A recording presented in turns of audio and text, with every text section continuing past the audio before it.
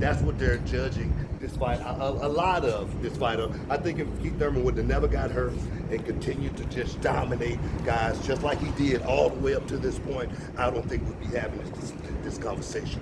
You know, but you know what? Me personally, I'm loving we're having this conversation because it's going to be a great fight, and I'm just happy to be here. What about the activity? Like you just said, usually the 40-year-old's the one that's not inactive. Manny's been an active fighter. Yeah, Manny has been active, and one thing about fighters, you know, a time off is an athlete's worst enemy. Manny fighting as much, you know, as he has been over the last few years, that's going to help him a whole lot going into a fight like this with that guy with those young legs, because at the end of the day, that's what it's going to come down to, the legs, the stamina. And you know, I was talking to Evander Holyfield Jr. Just last week. He called into my show, and I say, Manny Pacquiao, if you look at it from the outside, his legs are still the same size. You know, he goes out there and he still throws punches, and it looks almost exactly the same. But just think about a 20-year-old car. You know what I mean? It looks good on the outside. The rims are shiny, but under the hood, it's still 20 years old. So that's the way I look at the game.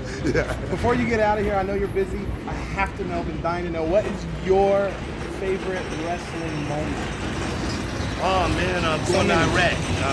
You know, I got a chance to go and do the troops, you know, way back in 2002, and it was the most, you know, eye-opening trip that I ever, you know, got a chance to be a part of. Roughing it with the soldiers, you know, flew on a Black Hawk all week.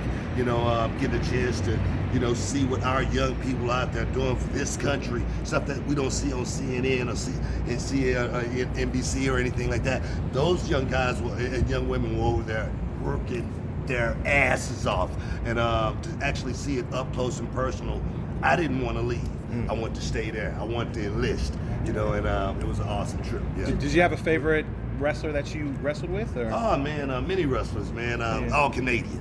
All Canadian. Just say that. I'll take that. Big up to all Canadian wrestlers out there, you know, that I've gotten the chance to dance with over the years, man. But I had an awesome career, man.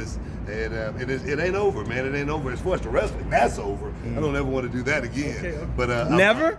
Never. Undertaker came back last week. You gotta come back. I can still do spinner Rudy, but I scratched every itch, man, you know. And it really truly is a young man's game. To be able to, you know, I got a school, and to actually be able to, you know, train the next generation of professional wrestlers, to be able to mentor the young guys out there right now, to let them know what it takes to get to this level, as well as having a plan for what's next, because preparation is the only luck you're ever going to have in life, you know. So for me to be a general in the game, you know, generals, they sit back and, you know, like chess pieces, they move everything around, you know, so it's beautiful being a general. What about stepping into the movie field like The Rock? You know, I mean, you know, the movie thing, you know, if it happens, it happens, but I like being behind the scene. I've been in front of the camera for, you know, 30 years, and I know I don't look that old, but it's been a heck of a ride doing what I do, man. Can we get an exclusive about your next episode coming on your podcast?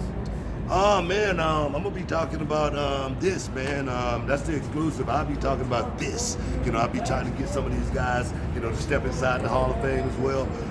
You know, just like I say, before you guys got here, this is my dream come true, being out here hanging out with you know, all the legendary, you know, fighters, all the legendary promoters, you know, and as well as the coming stars of the future, man. It's awesome, you know what I mean? And they've been, you know, when they see me, a lot of them, they come up and they pay homage, you know, so it feels good to, you know, still be relevant, you know what I mean? I always say, within the game, within the storm, everything is always going to change, but to stay relevant within the storm, you know, that's what I like. All right, speaking of wrestling, a legend just passed away, Pacquiao. Just give us your thoughts on him. Yeah, man, I was in Mexico in 2010, and I got a chance to spend some time with him. I got the T-shirt and everything. I just repped it on my Hall of Fame show just last week. You know what I mean? And you know, but you know, we're all of us legends. You know what I mean? You know, we live, we put our work in, and we pass on. But you know, we live forever, man. We're immortalized forever to the fans. You know, and their memories, always talking about us. You know, so that's what's cool about it. More than anything, at the end of the day. What's your take on putting that Man, I mean, losing Sweet Pea, man, the way we did, man, was definitely a heartbreaking, because that's a true legend of the game, man. You know, he definitely got robbed. You know, and then Chavez fight. You know, But De La Hoya. he got robbed with De La Hoya too. You know what I mean? I mean, as far as the sweet sides go, no one was better than Sweet Pea, man. He was one of the greatest of all time. Look at See, speaking of- after Pacquiao, our second biggest Filipino hero is actually Dave Bautista. What do you think about how his career's gone up? You guys overlapped, right, for a minute? Me and him, we locked horns a couple of times, you know. But and it was a good time. Now Dave Bautista, he's doing awesome out there in Hollywood. He's doing his thing, made that transition. But I tell you, there's so many guys like that that's in the wrestling business that's just talent. Dave was just one of a few, man. We got The Rock out there representing, you know, the wrestling game oh so well, and to have Batista, you know, that's a tag team that can't lose right there, man. Being a 35-time world champion, I think nobody's more qualified to end this discussion. Who's the best ever? Shawn Michaels or the best ever? Oh, Shawn Michaels, man. Shawn Michaels, Shawn Michaels was always, he was always talent, you know what I mean? Even back with the Rockers coming up, Shawn Michaels was one of those guys that, you saw that diamond. It wasn't rough or anything. It just needed to be polished up, you know what I mean? And we saw what he went on to become. So, I mean, Hope, can't take nothing away from him, man. He put wrestling on the map, you know what I mean? But as far as pure in-ring, pandemonium, Shawn Michaels. All right. Well, I think it's